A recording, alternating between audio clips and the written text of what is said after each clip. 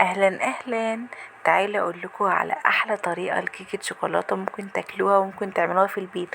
خطيره يا جماعه، مش قادره اوصف لكم حلوه ازاي. تعالوا اقول لكم على افتكاساتي في كيكه الشوكولاته. بوله فيها بيضتين بدرجه حراره الغرفه، هننزل عليهم بكيسين من الفانيليا او ممكن معلقه فانيليا سايله، المتوفر عندك ضيفيه. هنقلب فيهم او هنضربهم كويس قوي قوي قوي. بعد كده هننزل بكوباية من السكر، يكون سكر ناعم او سكر سنترفيش بس يكون ناعم قوي، او ممكن سكر بودرة براحتكم خالص، بس يفضل سكر سنترفيش يكون ناعم شوية. بعد كده هنزل بكوباية من اللبن، وكل ده وانا بقلب كوباية الا ربع من الزيت، طبعا يفضل عباد او ذرة، ونقلب كويس قوي. حلو جدا. تعالوا اقول لكم بقى على اول افتكاسه. كيس من النسكافيه البلاك بيدي كيكه الشوكولاته طعم خطير. معلقه كبيره من الخل علشان زفارة البيض، وكمان بيساعد على طراوة الكيكة. هنا كمان ضفت معلقة او كيس من الفانيليا. حسيت ان انا محتاجة اضيف فانيليا اكتر فضفت كيس كمان. هنا بقى بصوا، نزلت بالكاكاو الاول. خلصنا كده المواد السائلة، فهننزل بالمواد البودرة او الجافة. نزلت بالكاكاو معلقتين كبار مليانين من الكاكاو الخام، وبقلبهم كويس جدا. بعد كده بنزل بكوباية من الدقيق عليها رشة من الملح، ومعلقة كبيرة او معلقة صغيرة مليانة من البيكنج باودر، وبقلب كويس قوي. كده ضفنا كوباية من الدقيق ونص كوباية من الكاكاو، او بما يعادل معلقتين من الكاكاو. هنضيف كمان نص كوباية من الدقيق، وهنقلب كويس قوي قوي زي الفل لحد ما يتكون معاكي خليط الكيك الخطير اللي احنا بنشوفه.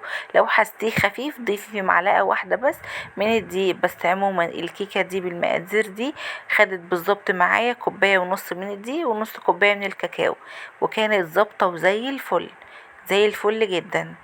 ظبطي بقى في مكانك كده وحواليكي، وضيفي بقى معلقه كده من النوتيلا، بتدي الكيكه طعم خطير خطير فعلا. صينيتك ادهنيها مادة دهنية، يفضل طبعا زيت بدل احنا ضايفين زيت في الكيكة. وانزلي بقى بخليط الكيك، دخلي الكيكة على فرن مسبق، يكون والع مسبقا كده على درجة حرارة 180 او 200 في الرف الوسطاني، وبتاخد معاكي بالظبط نص ساعة بيكون استوت وبقت زي الفل. ولا يهمنا ان هي قبت من جنب ومش جنب، لا ولا يهمك. اول ما تطلع كده من الفرن سيبها تبرد شوية بس تكون دافية يعني، وتنزلي عليها بكوباية من الحليب. طبعا لازم نبوظ الدنيا حوالين، مش مشكلة، كل ده يتمسح عادي جدا. طيب ضفنا الكوباية من الحليب، وبعد كده قلبنا سيبناها تبرد شوية وقلبناها بقى في الطبق التقديم. تعالوا نعمل صوص او جناش الشوكولاتة الخطير فعلا. يعني مش عارفة قررت لكم كام خطير كده في الفيديو، بس فعلا حلو قوي. نزلت كده بمعلقتين من الكاكاو عليهم كوباية من الحليب، وكمان نزلت بمعلقتين من السكر، وكمان 3 مكعبات من الشوكولاتة البيضة اللي هي شوكولاتة المطبخ، وكمان معلقة كبيرة مليانة من النوتيلا زي ما انتم شايفين بالشكل ده. وقلبي كل ده مع بعض وارفعيه على النار لحد ما الشوكولاته تسيح معاكي والنوتيلا تسيح والكاكاو يختفي والسكر يختفي. وتعالي نحطهم على الكاونتر ونشوف هنضيف لهم ايه. رفعناهم على النار خلاص، هنضيف بقى عليهم ايه؟ نص كوباية من الحليب عليها معلقتين كبار من النشا. وبعد كده هنرفعهم على النار لحد ما الخليط بتاعك يتقل كده معاكي ويبقى زي الفل. بعد كده بقى هنصبه على ايه؟ نصبه على الكيك. انا صبيته بصراحة سخن، هو يعني سيبوه يبرد، لكن انا صبيته سخن وبصوا كان حلو قوي. بس عشان انا بحب اكل كيكة الشوكولاتة سخنة، انا عكس الناس كلها. بس فعلا كنت يعني كنت حاسة ان انا محتاجة اكلها دلوقتي حالا. طبعا ما سبتهاش كده، لا لازم نزين شوية عين جمل كده عندك من رمضان محطوطين في التلاجة، طلعيهم وزيني بيهم الكيكة الشوكولاتة دي.